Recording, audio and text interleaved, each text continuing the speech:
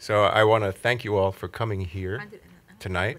We should have a fun time. I know we've been putting this thing together the past couple of days about tooting your own horn, and it's like all of a sudden everybody started tooting. Well, I got this, I got that, and then and we started realizing that a toot might be the new tweet, where when you talk about something, you just talk about it. It's not bragging. It's sort of like telling people what you're up to and not being afraid of it.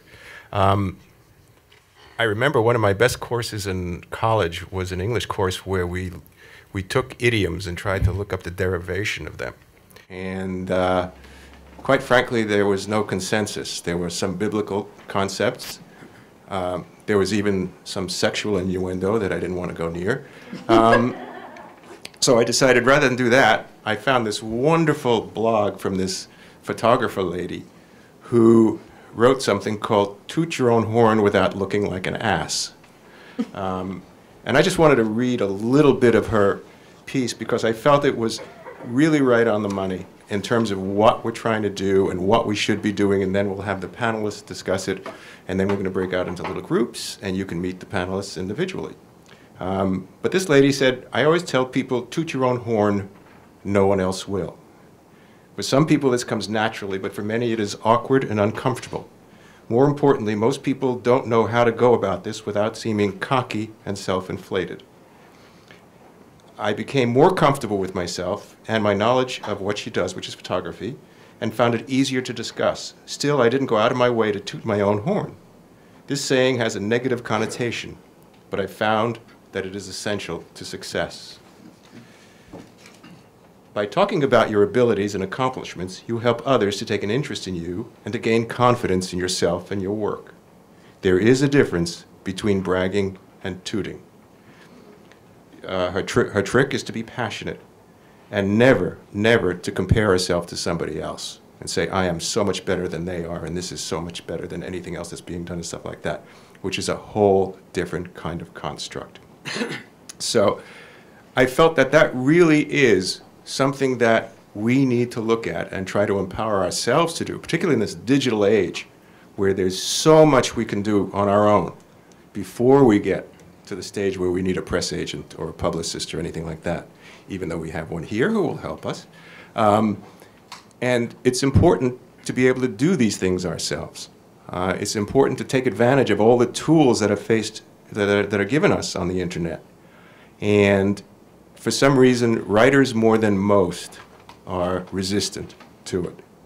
So before we even get into the discussion of, where do we go with publicity, how do we do it, the technical side, I have put together what I call a team of characters. It's almost like a play. Each character has their own role. Henry Bollinger is the professional publicist, has his own agency. You are president of EPS, if I'm not mistaken, which is a society of publicists. Bruce Cameron is an esteemed writer who is terrific at tooting. He is one of the best tutors I know. Zoanne Clack, who is the executive producer of Grey's Anatomy, or Dr. Clack, as we like to, co-executive producer? Oh, sorry. Who really, when I spoke to her about this, she said, that sounds so terrific because I'm going to be out of here in a couple of years, and I want to make sure people know me. So she's coming at it from a person who is looking ahead, all right?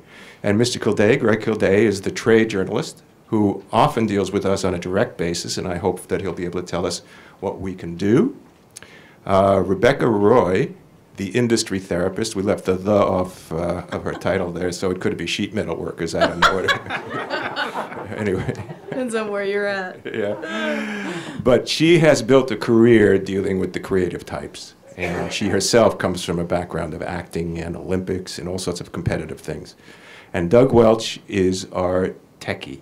He has built That's all he has built so each one has their own role, and we wanted to discuss this from their skew, their advantage point, so that we can get a rounded picture of it.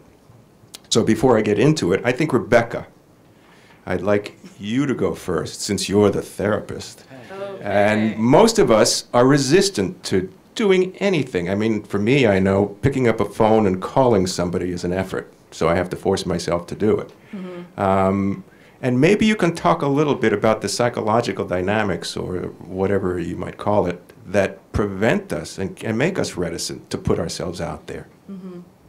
Well, I think that writing is such an inherently personal and fragile process that it becomes a personal relationship to your work, that where you have to use all of the dark spaces within you, all of the shadow material, the anger, the sadness, the sense that I'm afraid of humiliation, afraid of rejection, and that can stay hidden when you're writing. But once you step out of that and you have to promote it, then you're in an interpersonal relationship with your work. It's no longer just yours. Someone else then is interacting with it. And if you have a lot of personal messages that I'm not good enough, they're going to find out I'm not a good writer. I don't know what I'm doing. If they find out I'm not a good writer, what will happen to my dream? How will I ever reconcile this? All those messages are going to come flooding to the surface really strongly. And so the key is to start to embrace all of that as part of you as a writer, as part of you as a human being. That's what makes your soul, and that's what makes your writing good, is all those dark places that you're afraid of. But when it comes to promoting it, you also have to learn to accept them as okay. If you go into judgment or criticism, any of those modes, which are probably defensive mechanisms that you've had all of your life, I don't want anyone to see this, so I'll just hide, or whatever you do, that's going to be very present in trying to reach out and promote yourself. So the real key for me and the way I work with people is to help them become self-aware and also learn to accept those spaces, those places in yourself that are dark, that are uncomfortable, that nobody wants to look at, as being part of you, as being okay, without judgment or criticism. And once you can do that, then you can start to become more authentic with yourself. You'll become more authentic with your work. And everything will start to deepen and richen. And become enriched. So eventually, when you start to put it out there, you won't feel so bad about any messages that come to the surface, such as I'm not good enough. They'll see I can't do this. You'll just embrace it as part of who you are. That's just what you've worked through. I was telling Diane that when I was asked to do this today, I had the same thing. I had all kinds of messages that flooded to the surface that I had to work with before I came up here, you know. And it's the same thing, because I can hide behind being a therapist and telling other people how to help themselves. But when I get up here, it's me. So then I'm in an interpersonal relationship with my own material, which is what you guys do when you're with your own material. Suddenly someone's going to see it. Rebecca? Well, I mean, because one of my theories on this about tooting your own horn is not just when you have a project to sell, or, you know, that you got hired for something, but your whole person, your whole being. And there's a reticence to do it. Just give you an example. I'm a tennis player, all right? I love tennis, and I won a tennis tournament.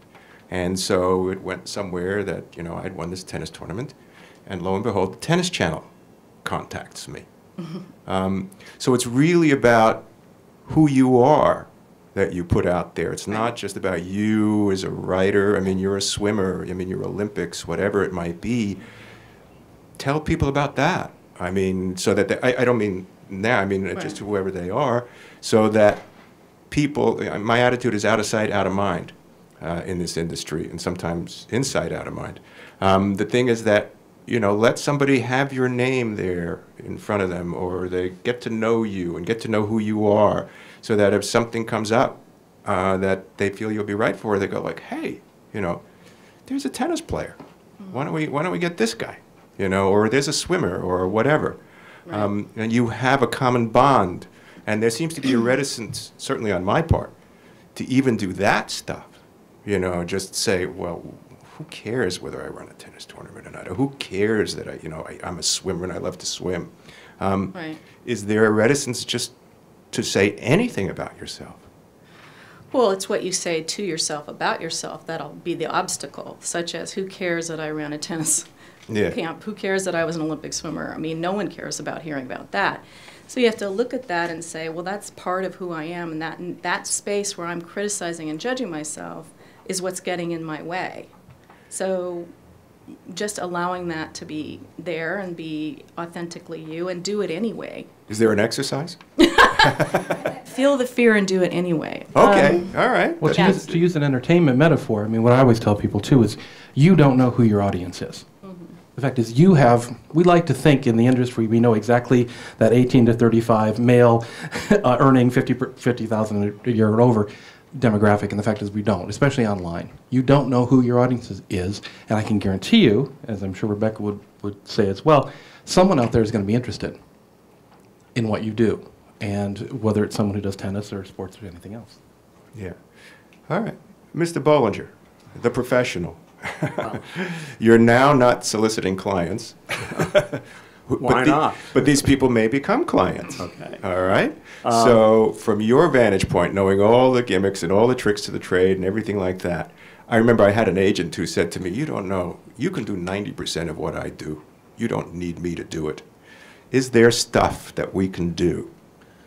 There certainly is. I think the key to publicity on the part of an individual who might seek it is that the importance is to be proactive, not necessarily to wait and to see what's going to happen. My experience has been, and I think it's been generally true throughout the industry, that when handling a motion picture or television show, usually the writer is a person who will complain that he or she is not getting the attention that the director, that any of the other key players are receiving in a project. And the reality of it all is that when I've handled these shows, and there's been a writer who has a reputation and could really contribute to the overall publicity or marketing effort, that person is usually very reticent. You know, they say, well, you know, just tell them about me. Just give them, you know, but when I say I want to set up some interviews and I'd like to sit with you and discuss angles that we might explore, they're very reticent. I understand that somewhat because I have a son who's a writer. And, you know, although he's more upfront about it, the fact is that he was always very nervous about, you know, standing out front of a project to talk about it himself as a writer. So the key to it, as I say, is if you want publicity, is that you need to be proactive. And that also leads to the topic of tonight's topic, which is what can you do yourself without the help, let's say, of a publicist to begin the process? Well, everyone in this room, if you're all writers, happen to have the most important skill that a publicist needs, and that is writing. And yet, I'll tell you that fully 60% or more of working professional publicists cannot write, okay? And yet, that is the most important skill that we need. But you already have it, so that you're in a very good position to develop or prepare, if you will, the basic materials that anyone would need in order to promote oneself. The key, again, is, are you willing to kind of make that statement, says, I'm going to write a biography to be used for publicity purposes. I'm going to write some press releases that will be used to promote myself. Are you going to be comfortable with that? And if not, you've got to overcome it. You have to literally say it's key, important to your career, and that it's as important to do that as to take the next pitch meeting. And the payback or the result of all of that, if you ever do it, will be even far greater than a pitch meeting to you professionally. So there are many things. I had a handout here that I hope everybody took, which is the basic notes on writing a press release. If not, you can pick it up on your way out. It's on the table. And the reason that I did that is that even professional publicists don't often know how to write a press release that a great Kildare will look at and be tempted to use.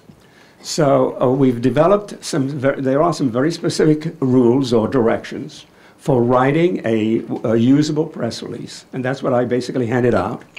And again, it's not designed to teach you how to write, to be a good writer. The assumption is that you have a command of the language, and beyond that, you don't need much more talent, writing talent than that. If you have a lot more talent, you might make it even more interesting, but it's not needed. So there are many things, and that I'll touch on during the course of the evening, that you could do on your own. Great. And that's not to say that when you get to a certain point that you may not need a publicist. I hope that you do. And if you do, call me. And Mr. Bruce, I think you're very good at writing press releases and stuff like that. And I must say that his book that he's written is number 13 on the New York Times bestseller list. And this Sunday, it will be number 11 on the New York Times bestseller list. And I'm looking forward to the Sunday after that. All right. Do you care to tell us what you do to toot? Yeah, I was thinking while you were talking about that agent who only does 10% of his job, I thought, oh, Bill and I have the same agent. I was thinking about the fact that there's a distinct difference, in my opinion, about bragging about oneself and bragging about one's work. Nobody is offended when I stand at a party and talk about my daughter who plays volleyball and was on the national team and won nationals a couple of years ago. I've never had anybody say, oh, that guy Cameron, he just brags about himself all the time, because I'm bragging about my creation, my daughter, and when I brag about my book, A Dog's Purpose, and I bring my flyers and require everyone here to take one with them, and urge you, if you have an iPad with you, go ahead and download now. When I'm trying to force myself out there to get you to buy my work, I don't see it as bragging about myself. So I don't have the jitters about feeling like I'm socially being awkward by doing that. And then my philosophy on this whole thing is that it's got to be done brick by brick, person by person.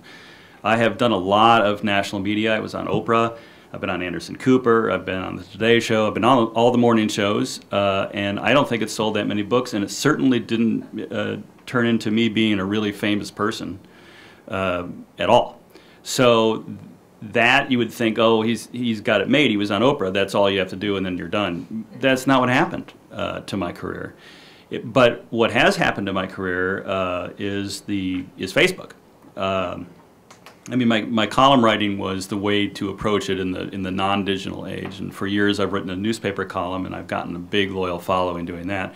That's a tough thing, and I just wouldn't ever say that that's the way to go anymore. But I have 55,000 fans now on our Facebook page, and you can join that if you'd like, A Dog's Purpose, and check out what we do every day to keep the people involved in the conversation. Now these are fans. These are people who believe in the book and they believe in me, and they're going to buy my next book, and they can't wait for the movie to come out, and they're going to show up in droves for the movie. And what I'm hoping they will drive for me is a reputation in this side of the business, in the screenwriting side, as somebody who carries with him something that writers generally don't have in this world, which is a group of fans that want to see their movies. You know, I remember very clearly watching I won't name the director, but he was talking about why he made a particular movie, and he said, oh, when I read the script, I knew it was perfect for me. I thought, oh, so the script just sort of came, you know, it was just sort of there. Who wrote the script, you jerk? I mean, it's not, these things don't just happen, they come from writers. We are the start of it all, the root of it all that grows the tree. And it's really important, I think, for all of us in this room, when we do have something out there, to identify it as being our thing. That you talk about, you should be talking about our show. Yeah, it's a collective thing, but especially if you're a co-executive producer of a TV show, that's your TV show. And yeah, great to be a team player, but I certainly would recommend you have a business card that has your show on it. Like here's my A Dog's Purpose card, and then it's my business card. It's got my next book on it, the one that comes out in August, called Emery's Gift. You can buy it anywhere books are sold, starting August 30th. Right? Everybody, writers are forbidden to pitch here. What do you do when you don't have something to sell? I've always had something to sell, and I've got to believe if you're a writer and you're in this business, then you're always trying to sell something, right? You're trying to sell yourself. Right. That's really what it is. Yeah, that's what I'm trying to get at, some of the personal stuff. Zoanne, now that you're a co-executive producer on your show, Shonda Do not consider it my show. Shonda will be glad to hear that. Yeah. In no way, shape, form, or fashion. So, how did you get noticed? I mean, you were a doctor, you were a physician, you were an actress, you were an ER. I mean, as a consultant, what did you do to get yourself above the rest? I was trying to figure this out when Bill asked me to do this panel. I was like, I haven't really done anything to promote myself. I've just kind of fallen into a bunch of stuff because I have been incredibly, incredibly lucky. But when I first started, I guess I was pretty proactive. The falling into it, as I like to say, did have a certain amount of luck, but that they always say the luck is preparation meets opportunity. So in a way, there was some preparation that came from that. So basically what happened to me is that I did my whole med school, like we all do. Residency. I was looking kind of to find my niche in medicine. I wasn't finding it. I always kind of pushed down my creative side and just gone forward with what society told me I was supposed to do, and that was become a doctor. So I was just kind of, trying to find where I was going to fit in, and then one day decided I was going to move to LA and see what I could do with my good day job and maybe some entertainment kind of thing. So I basically I'm not one of those people that's a starving artist kind of thing. So I had people here looking for jobs for me, looking for apartments for me, everybody was looking for something. And they actually had an advertisement for ER, for the on-set medical advisor at the time, in the back of a medical journal. And since I guess I'd kind of put it out there that that's what I enjoyed, my friend was like, oh my God, this would be perfect for you. And I was like, oh my God, this would be perfect for me. So I shot off a letter to the ER people and promptly heard nothing. So for some reason at Emory, where I was in Atlanta, I was mentioning it to my mentor, which I usually don't try to mix those two. I mean, back in the day, I didn't try to mix those two. Now I mix them all the time. But he happened to mention that he had trained with the person who was hiring on ER in emergency medicine. So, of course, I shot off a letter with his name. And actually another person in my residency had trained with him also. So I shot off both of their names and got a letter or a call maybe 2 days later saying to come and interview. So in that way, I guess I was proactive. Very much so. So I came up, did the interview. I feel like one person really liked me and one person was kind of on the fence. So I got the call 2 weeks later that I was not hired. And, they're like, oh, we'll keep you in mind. And I was like, ooh, Hollywood. So I moved out here anyway. I did my thing. I was like, I think I want to be an actress. And that, I didn't want to. But I found the writing kind of through the acting and realized that that's kind of what I'd always wanted to do. And I had strayed away and blah, blah, blah. So, a year later, one of the executive producers of ER was doing a new show called Presidio Med. They didn't know if their person that was on the pilot, their doctor, was going to stay or not. And the person I had met with on ER, the one that liked me, said, why don't you interview her? I know you don't know what you need or whatever. And I had just actually gotten into the writing part. And I was like, I've always loved TV. I've always loved writing. Why don't I put those together? And so I had just written my first TV script. And I kind of finished it because I had taken a UCLA extension class. And it finished.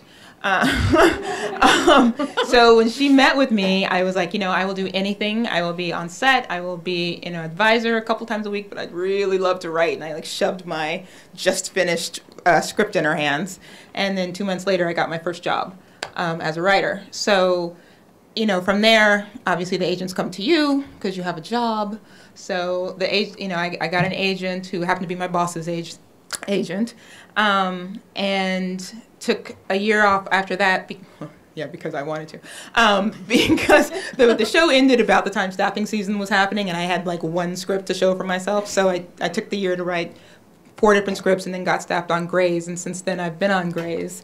So I've been kind of letting my agents be happy doing nothing. So now it's time, we're in our 8th season now, and my 3-year contract technically ends next year, and Grays will end at some point in time. So it's time to kind of get out there and start promoting myself and figuring out what the next steps are, and I've kind of taken some steps in that direction. You're in the right room. Yeah.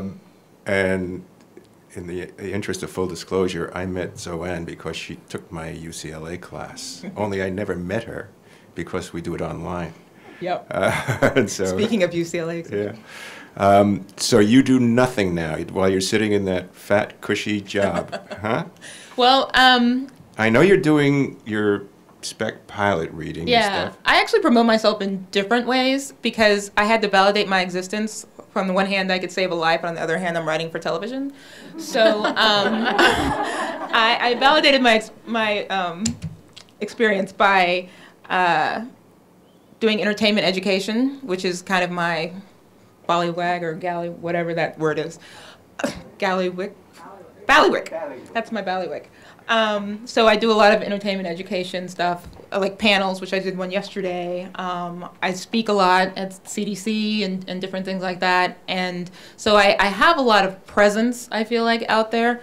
I actually did a trip. I just did a trip to India and then Papua New Guinea. And what's hilarious is in Papua New Guinea, there were, like, me being a writer. First of all, Grey's Anatomy was a huge thing in Papua New Guinea. Hello.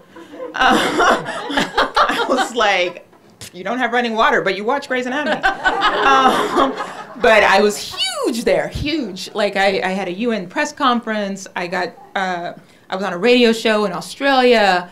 Like they called in and did a radio show. I did all of their local radio programs. I was, touted around like a celebrity. It was amazing. So that gave me a little bit of piece of understanding of like the other side. But then what Bill was talking about is I'm trying to do a spec pilot, which I've been working on for a number of years. But my agents wanted me to write a pilot instead of go out and pitch, because I obviously need a sample because I haven't written anything of my own in 8 years. I have my spec pilot that I've been working on and working through with this group called Lunila, which is kind of an international, how would you describe it? International startup amalgam. Group. It's an interesting project. I mean, again, this is a group that takes, I don't want to spend too much time on it, that takes full use or tries of the cutting edge technology in the sense that we do the readings in real time. And there are 3 different cities, Paramount, which is where I go to, New York, and where the head of the group is in London. So we have to show up at Paramount at 11, and it's because it's 7 o'clock in England, and then through the web, we see each other's readings and comment on each other's from these 3 different cities. And it's a really interesting concept, how well it'll work, because the piece then moves to the next city to be read by the New York group and then to the London group, so you get 3 different views of it. And again, it's using the cutting edge technology to try and see how you can frame it around creating something that would normally be done here by a reading around a table or something like that. So anyway, Zoanne got indoctrinated into that. And what they're trying to do too is like with when you work through it, it's supposed to be, each reading you do a rewrite and you get better or whatever. And at the end, they're going to try to have executives and people who might be interested to, tune in. So that gives you a kind of an in with that. But it's all exposure. I mean, it's all exposure. I mean, I'm doing an animated series, and there was one of the actors in England who had this great character voice that I have petitioned to possibly use on it, and I never would have met anybody like that. Anyway, Mr. Kilday, you are a tradester, all right? My understanding is that you can be contacted pretty much directly. You don't need publicists coming to you. And Zoanne, when she gets off her butt, can contact you directly. No, she is a good story. I appreciate that because that's what we're always Being a looking Hollywood for. Reporter. I work as a Hollywood reporter. I oversee film news coverage. I don't get involved with the reviewing side. That operates separately. And I would say, I mean, one thing, I mean, we have competitors on the web here in LA who like to put out the image that everything we do is spoon-fed to us by the studios and we just take dictation. You know, that couldn't be further from the truth, because the amount of official stuff that's handed out would not fill the quantity of space on the web and pages in the magazine that we're looking to fill, nor would it be very interesting. So we're always looking for stories, and I tell the other reporters, and I know they all agree with me, some of the best resources out there for our purposes, forget about your purposes, for our purposes, are writers, for a number of reasons. We do different types of things. On the web, which has replaced the former daily trade that we had at the Reporter, you know, we're looking for breaking stories, new projects, projects reaching another level of development, about to begin filming. And writers can be very helpful on that because they're in on the ground floor if a project gets started. A studio is never going to call us up and say, we just hired a writer, we're in the early stages of development on something. Then they're not too eager for us to report that, because then the clock starts ticking on a project, and you know, they don't want us coming back a year later saying whatever happened to that project. But, you know, if one of our reporters either knows a writer or commonly is talking to a tracking agent at one of the agencies who knows what script deals have just gone down, you know, that will be an early story for us. Another thing we do, both online and in the magazine, you know, we're interested in understanding how the business works, and that often translates into trend stories. So, you know, if we're at a point in the cycle where the studio suddenly put out a call for spec scripts, I mean, the writers and the agents are going to hear that call first. You know, 6 months, 9 months ago, suddenly the studios were all looking for fairy tale related material. Again, they don't call and tell us that, but we hear it from producers and from agents and from writers who get involved. So having relationships with various writers out there is very helpful. You know, we've got a couple of very good reporters in Boris Kidd and Jay Fernandez who really like talking to writers. And then there's a third area that particularly shows up in the magazine when we're doing a longer feature. A movie now is being released, and we want to go back and write a story about the history and development of that film. You know, you can start with the director, and you'll get one version of that story, which doesn't always include the 2 or 3 years of development that went into the script before he became involved. And again, I mean, there are all kinds of exceptions. There'll be a writer, there'll be a director who may have written the script or have worked with the original writer from the beginning. But when you're piecing together one of those stories, particularly looking backwards, I mean, it's very helpful to hunt out the original writers, particularly if it's one of these big summer movies that have been through 3 or 4 sets of writers, and just hear their perspective, because the project may have morphed in very interesting ways along the way, and the writer is someone who, again, has that ground floor vision that he or she can explain to you.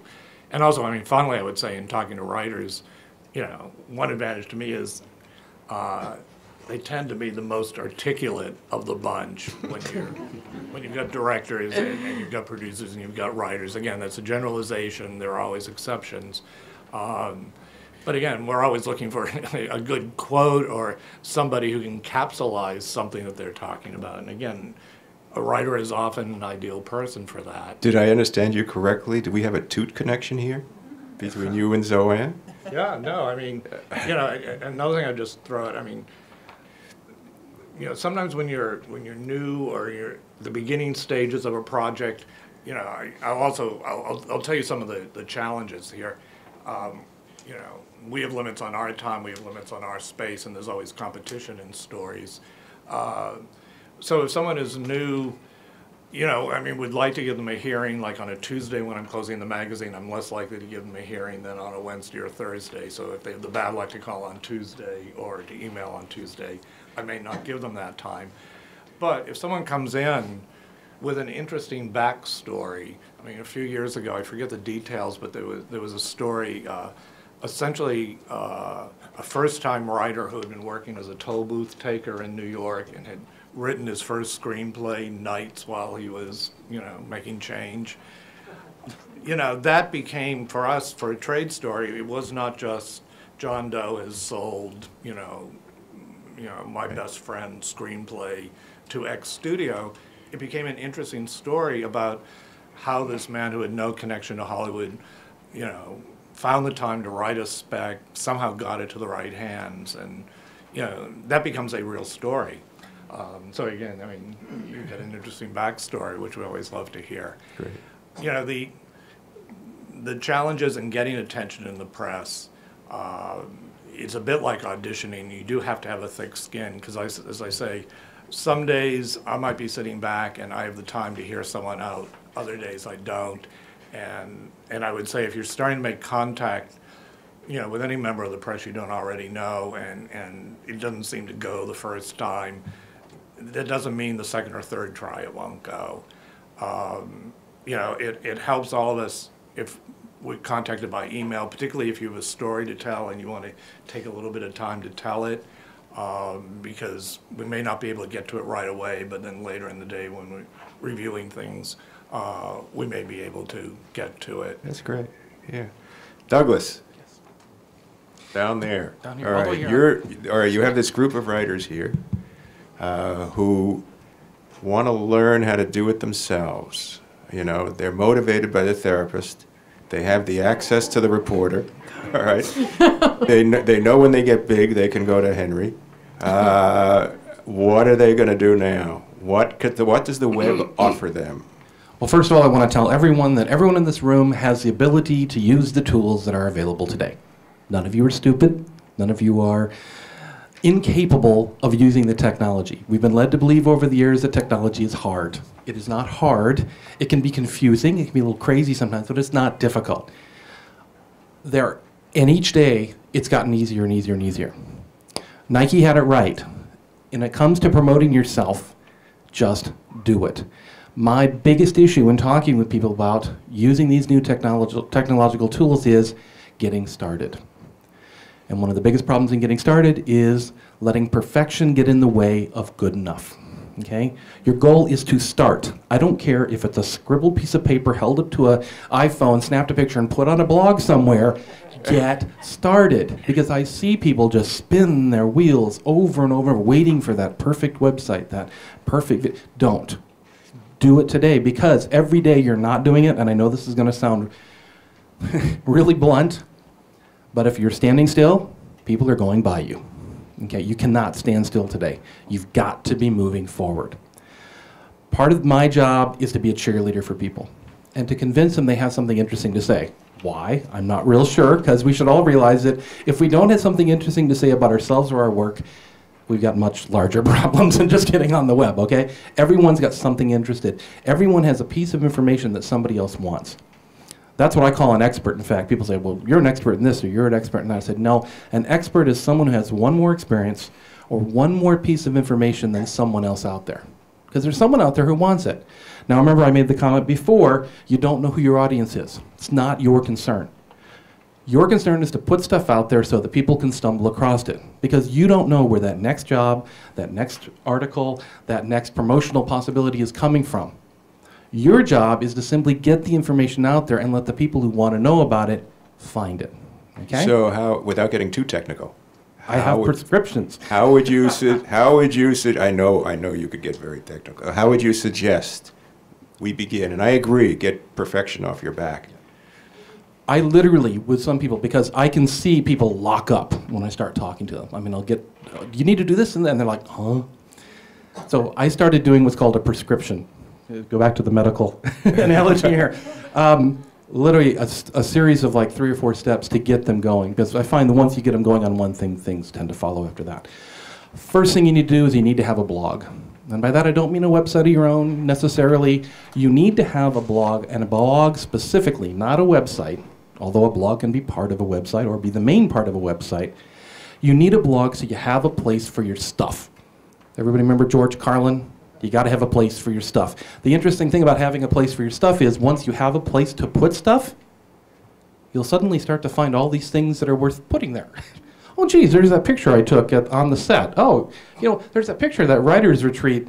There's that recording of that panel discussion I did. Once you have somewhere to put that, you suddenly start to see just how much information, how much content you have to share with other people. And sharing is an important part of what you're doing. You're not selling hard. You're simply telling people what you do and how well you do it.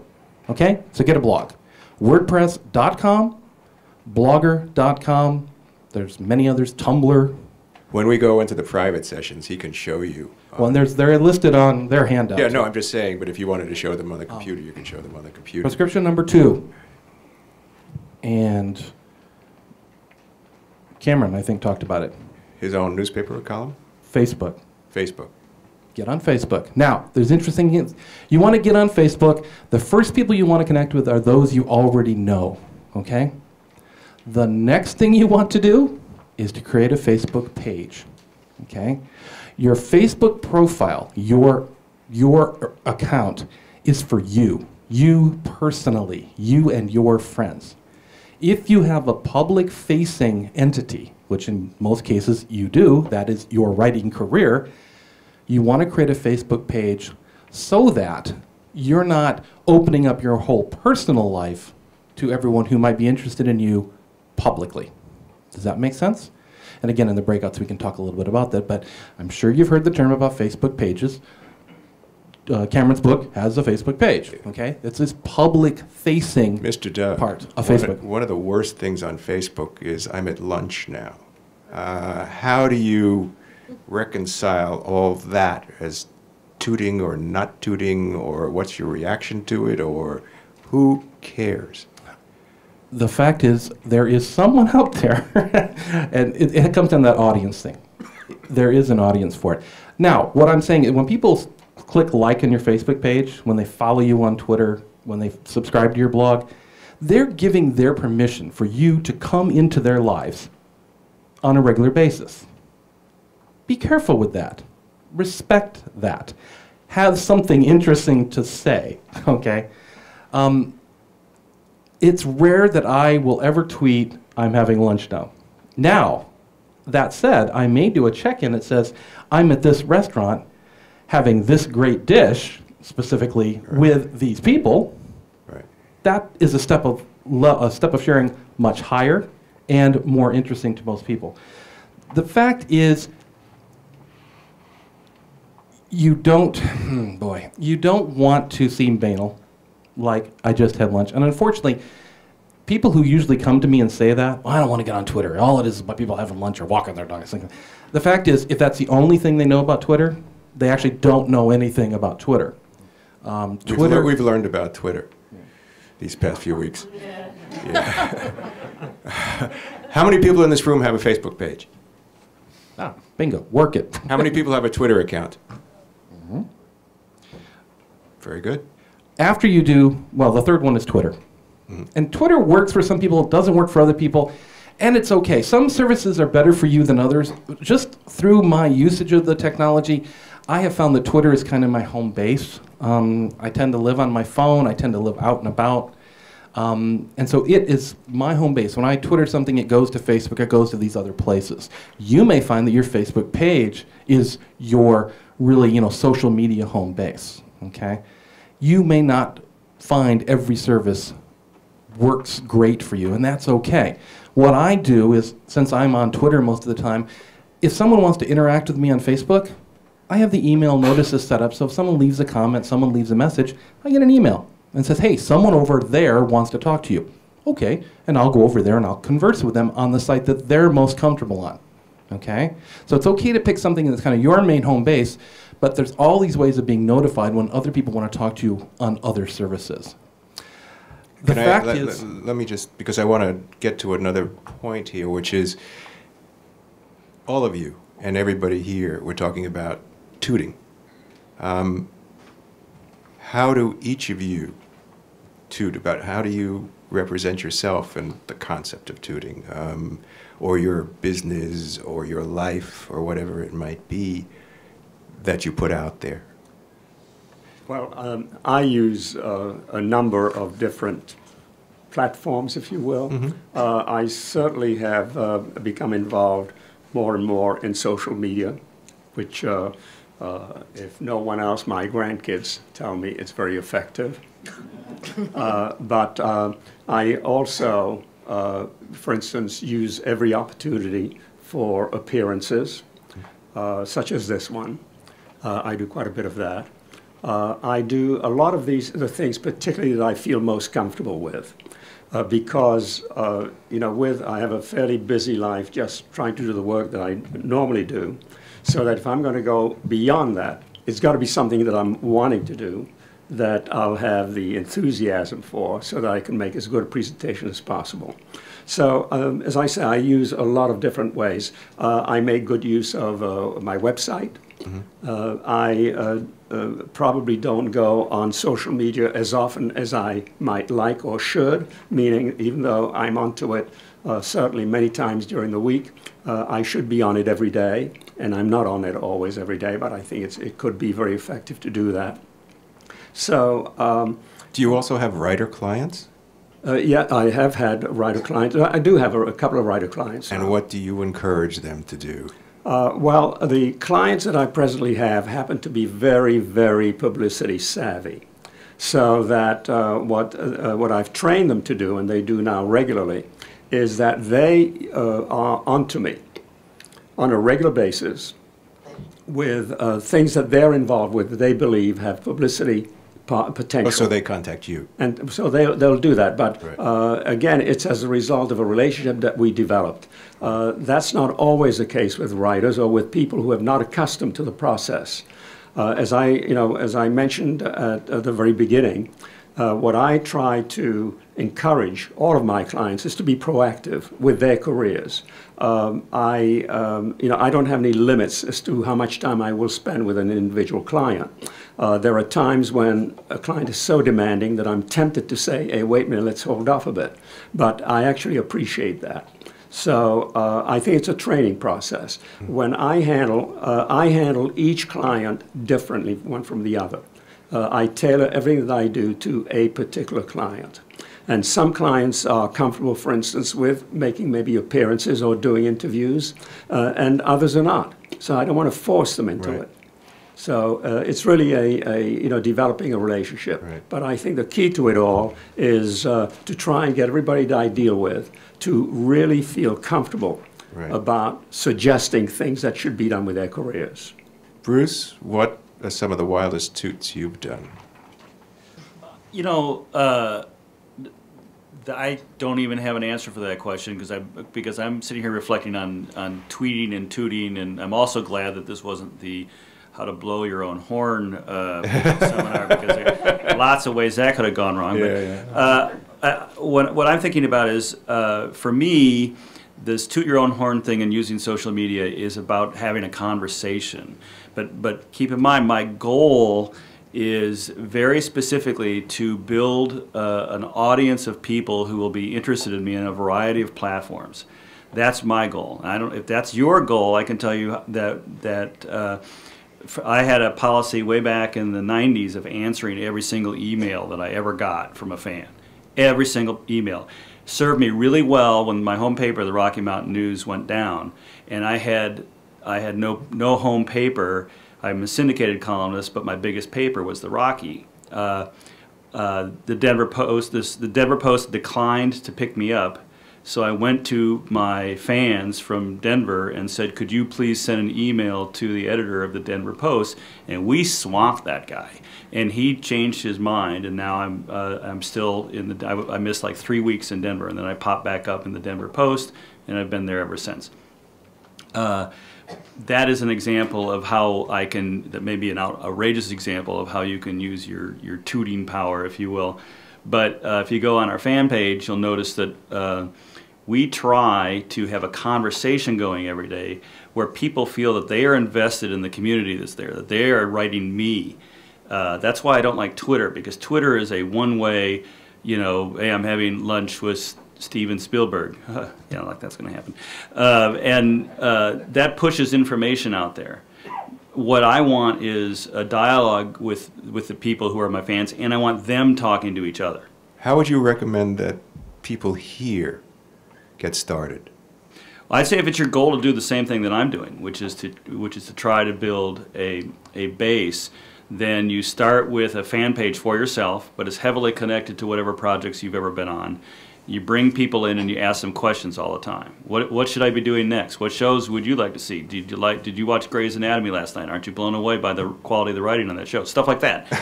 Get them in, and the medicine is like a lot better than what Bruce Cameron would have come up with. So, although I will say there's something to be for inventing your own diseases. I've done that before, and it's really good.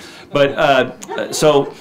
But if that's your goal, but if that's not your goal, I mean, I was thinking if you're a TV writer and you're not really thinking that building an audience with the individuals who are going to be interested in your work is going to be of any value to you, there's another way you could use the community, which is to go reach out on Facebook to the people that are in your industry and have conversations with them. You could be friends with Facebook, but we can be friends on Facebook and wind up being friends, which has happened to me with a number of individuals. And I think that would stand you very well in this town. It's I also a different found approach. that LinkedIn was very, very effective for me in connecting with people and creating contacts and everything like that. Rebecca. Yes. My dear. You're the industry therapist. Yes. How do you toot that? I offer information that's helpful to people to help them get through their day and get through the industry and survive and thrive. And so I'm promoting myself through the information I can provide that's helpful. Is this on a website or? It is on my website. Okay, all right. I didn't know whether you went door to door or not. No, I don't go to door. But I also do a lot of media. I do a lot of mainstream media, do a lot of television. You know, I'm providing information. Again, it's about providing information, so then the benefit, of course, is that my name's out there. So everybody could basically do that. I mean, everybody in this room has something to say about themselves, right? And you started your own website to do that. Right. What did you do before you had the website? Did you just Facebook or MySpace or tweet or anything? Or I did speaking. I did speak at a lot so of you this. did appearances? Yeah, I did appearances. I still do appearances. Okay. Yeah. Mr. Kilday, if you could tell this group here how they could get started with a relationship, to do it themselves, to get some publicity about who they are. It might not be a project. It might be something they want to do, something they have done, something that, like, Bruce was talking about his daughter, you know. Well, I mean, the old cliche, it's all about relationships. And again, I guess you have to put yourself out, whether you put yourself out in physical settings or digital settings. If you're talking to other people about things that interest you, you're going to encounter people who share those interests. And, that can spark things. I mean, again, with our writers will be out and just having a conversation and learn something that can be the germ of a story. I mean, I find at the moment, I find Twitter the most interesting thing for me because I learn things through it. I think if you've got anything published, whether it's an article about yourself or something you might have written, send that link out. And again, you don't know where it's going to end up because someone who follows you may pass it on to somebody else, and I may see it. Twitter's really changed my reading habits, and I find in the morning, rather than reading a newspaper, which I've kind of now done the night before, I will kind of go through the Twitter feed and kind of be led to things that I otherwise wouldn't find. And again, for me, it's a source of ideas, and in some cases it becomes the beginnings of people that I might communicate with back and forth. So I find it really useful. The only caution I would give there is, I wonder in the case of writers, when do you start giving away your best lines for free? And think about that. I mean, and I'm aware of that too. If I think up a good one-liner, I have to decide, do I want to save this for something I might write or a headline, or do I want to put it out there and amuse my friends right now? But is to me, it's almost tied hand in hand with what I call networking. And when you network to all these faceless individuals, you toot.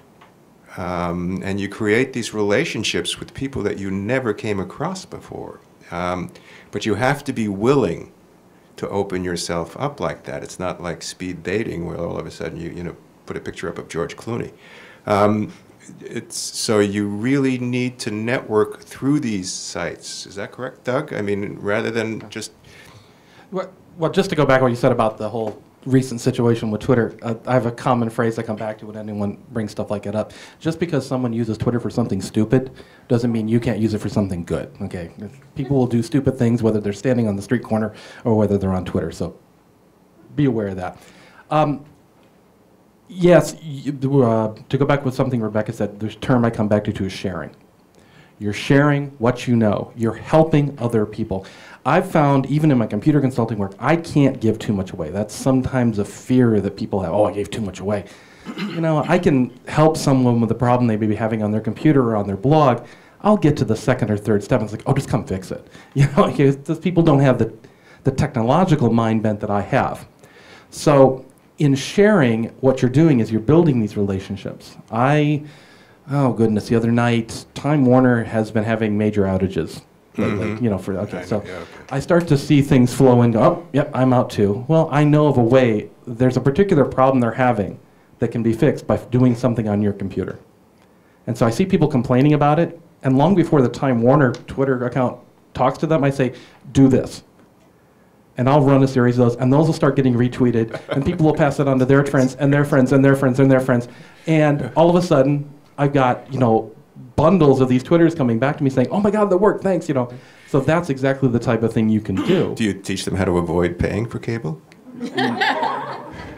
Oh boy, no, unfortunately not. So that's one example of my own personal, life in that regard. I will say to Cameron, I think Twitter, there are conversations that go on in Twitter. One of the best things about Twitter that I like is I can talk to people all over the world, and there's this little handoff between the US, the West Coast, and the UK. We're going to bed and they're waking up, and almost every night I have this little conversation with my UK people.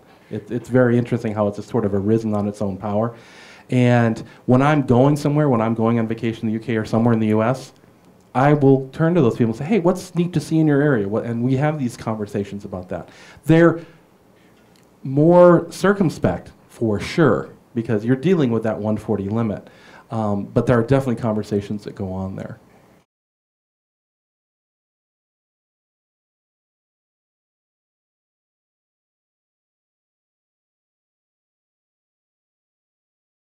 I can kind of get answers. And I was a coach of Olympic teams as an athlete myself, so it was kind of an interesting mix of wanting to help people go as far as they can and work really well with height. I'm also know how to kind of move someone along, and I thought it was a really rare combination of skills, and I just feel it's so needed. Because there are a lot of therapists, but they don't know this world within their... I would say what's missing is the interpersonal truth. Concentrate on developing a personal relationship with that person. You got to be clever about it. Because I do a blog and all that kind of stuff, and there's a lot of things I'm passionate about, and I do find that maybe I'm a little too all over the place sometimes. Do you think I should be more narrow in the viewfinder? I am not a good person to ask that, because that is exactly me. I have tried over the years. Well, everyone's just got to focus. Tightly. Sorry, if you can, you're a better man than I am. Okay, that's not who I am. I am all these things. What is it called? Walt Whitman said. Do I contradict myself? Very well, I contradict myself. I enlarge and contain multitudes. And I swear that quote sticks right here in the back of my mind because for whatever reason, that is simply who I am. I was just at the theater and saw my friend so-and-so in a show, and he's a great actor. Well, that becomes, I then learned that. So I actually interesting thing. You can use your friends sometimes. I mean, if you don't want to toot your own horn, sometimes your friends, particularly in Twitter or Facebook setting, can do it for you. The answer to the question has to be, well, what are you trying to accomplish? What is it you want? Right? Me personally, I'm branding myself. What I see in my practice is people are so disconnected. They have no idea how to interact with a person. Focus will change from day to day, from moment to moment. As this project pops up and you're focused over here, and then this project comes up and you're focused over here. But the fact is, it's all you. Your regular routine and still have time to do writing. That is the best question because it's relentless. I don't have a life.